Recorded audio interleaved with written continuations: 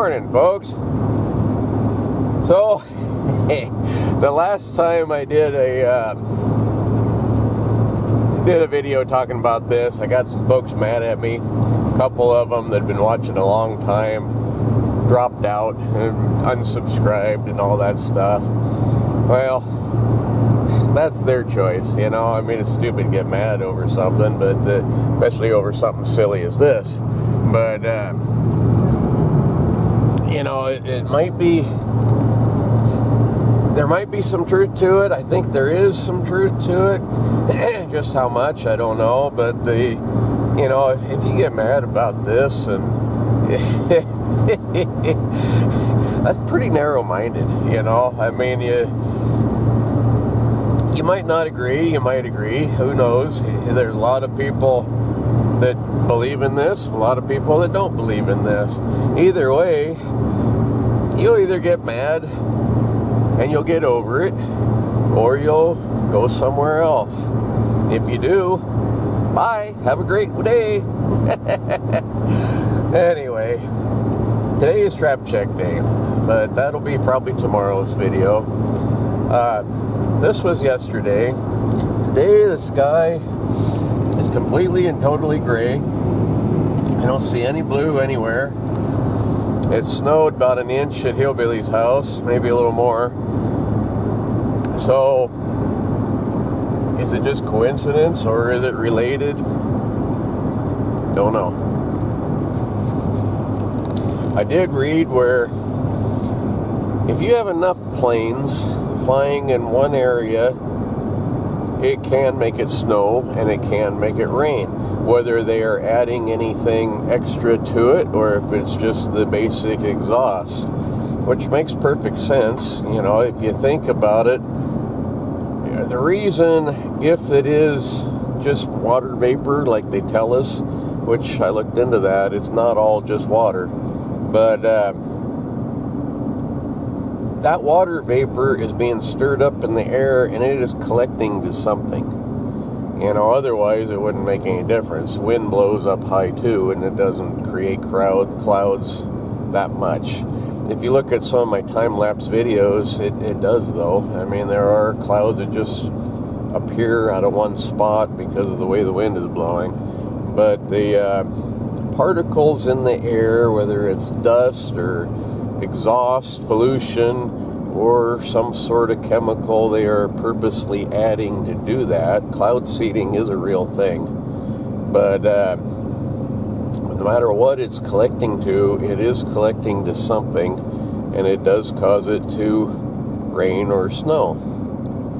So, like I said, it's pretty narrow-minded to not at least consider it and look into this a little bit.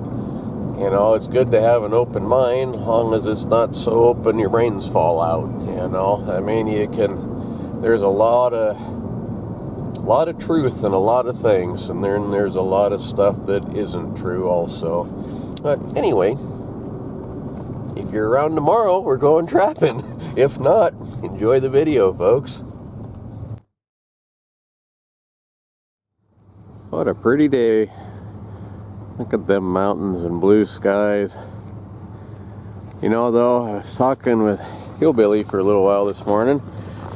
He was saying, turn this truck off here. He was saying that the airplanes by him were turning the skies gray. Well, you know, you don't really think much of it. I don't really pay that much attention, but we got lots of blue sky over here. Mostly I'm looking toward the mountains, you know, and usually.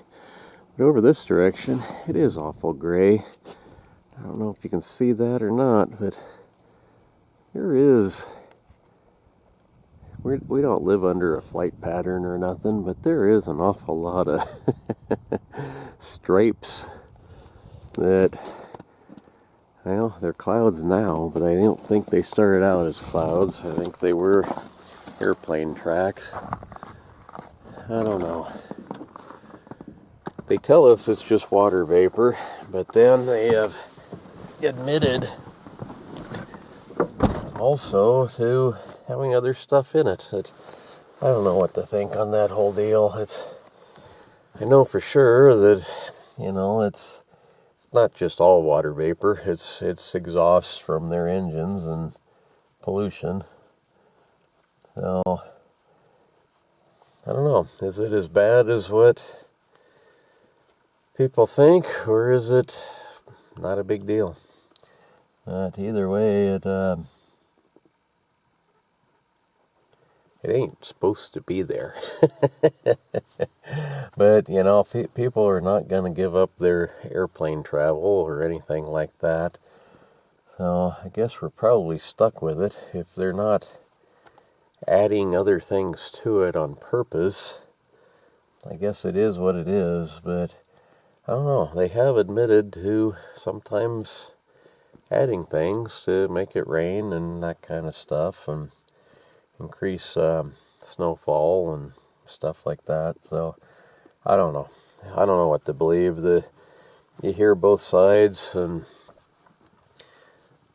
somewhere in the middle is probably true, but I don't know what it is. But until then, I guess I'm not going to worry about it. But it does. It does definitely change some of the weather, because those clouds, they're not going away. They're just spreading out, making the sky more gray. How much it affects it, that's kind of debatable, but don't know. Whether it's intentional or not, it does kind of cloud up the sky. There's quite a few lines and stripes out there, and I don't know how well the camera will pick it up, but there's a lot of them that have spread out quite a ways. Anyway, I don't know what to really think of that. There's a cross of them right there.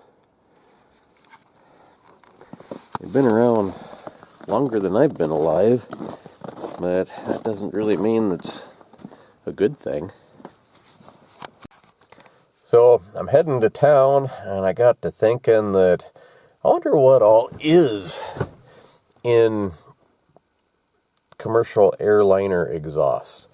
So I asked Mr. Smarty Pants here on my phone, and yeah, it ain't really good, folks. It says commercial airliners primarily emit water vapor and carbon dioxide from fuel combustion, along with smaller amounts of nitrogen oxides, sulfur oxides, carbon monoxide, soot particles, and unburned hydrocarbons. These emissions contribute to contrails and atmospheric chemistry, with some toxic air pollutants like volatile organic compounds and engine oil byproducts also released. Main exhaust chemical emissions: water vapor and carbon dioxide, the primary products of combustion. Nitrogen oxide, produced at high altitudes and during takeoff, affecting ozone layers. Particulate matter, soot. Small solid particles, including carbon and metallic particles, to provide sites for water vapor to freeze, forming contrails. Sulfur oxide, resulting from sulfur in fuel. Carbon monoxide, produced during incomplete combustion, particularly during idling. Volatile organic compounds and hydrocarbons, including toxic compounds from fuel. Additional chemical exposures: engine oil and hydraulic fluids, compounds like, your guess is as good as mine, triacetyl phosphate, can enter cabin air in rare cases. De-icing, icing, anti-icing fluids.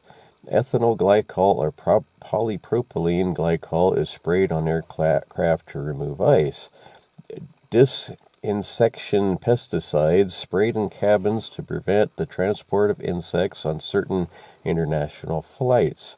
Fire retardants, compounds like polybrominated, I have no idea, diphenyl ethers, found in aircraft cabin dust. These emissions vary based on engine type, fuel quality, and altitude, and higher concentrations of certain pollutants during occur during takeoff and idling.